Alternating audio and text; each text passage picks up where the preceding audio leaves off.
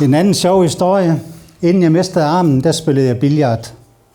Det var jeg god til. Jeg synes, det var skideskægt at spille billard.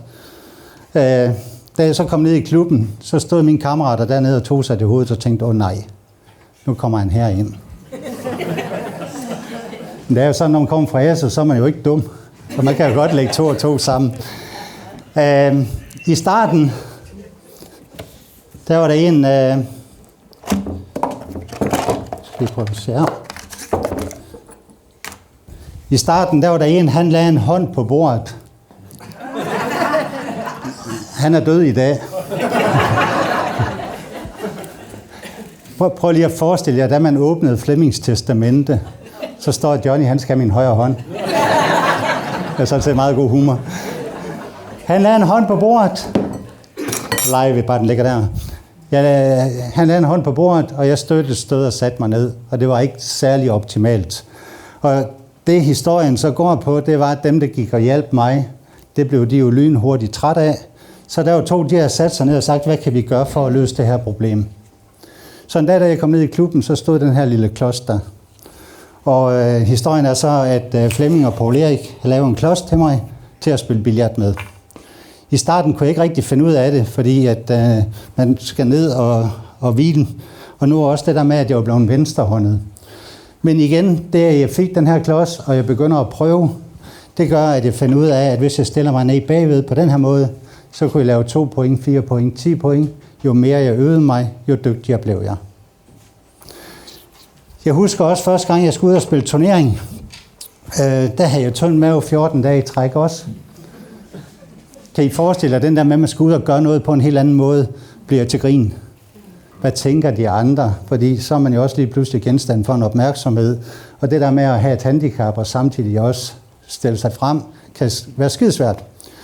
Det der var, den første kamp, jeg mødte en op fra Tors. Jeg tror, han var mere nervøs, end jeg var. Fordi jeg tænkte, hvis man skulle tabe til en med en arm.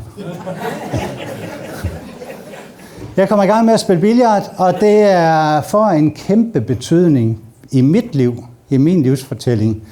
Jeg bliver formand for Asso Billardklub, og jeg kommer også til at spille turnering. Vores hold rykker op, så vi kommer op og spille elitedivision, de allerdygtigste i Danmark. Så det der med at komme ud og konkurrere på lige fod med ikke-handicappede, og så de allerdygtigste i Danmark. Jeg har et klip fra en kamp nede i Kolding, hvor jeg faktisk lavede det bedste stød, jeg nogensinde har lavet i mit liv. Og så er jeg jo egentlig skide heldig med, at det bliver optaget. Jeg vil godt prøve at vise det.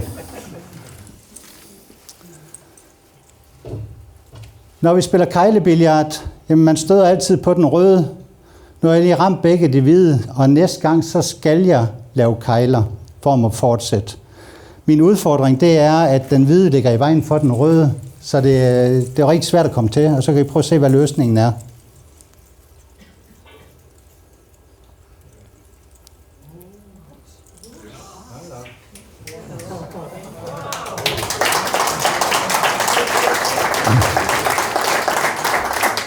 Nu er det sådan, jeg har nogle gode venner fra vejen der med hernede, og Mogens han har spurgt, om jeg ikke vil prøve at vise den igen, så han kan nå at se den.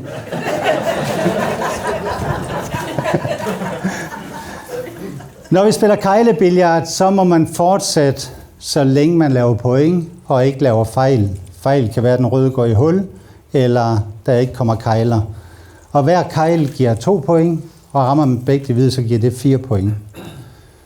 Når vi spiller, så spiller vi til 800 point. Og den, der først når de 800, er den, der vinder. Og den høje serie, det er 800 point. Så det er jo lidt fedt at se det der klip. Men det faktisk er det fedeste, det er jo ikke det klip der. Det er den dag, jeg tør at træde ind i klubben. Fordi det er jo faktisk det første skridt. Det er det sværeste skridt.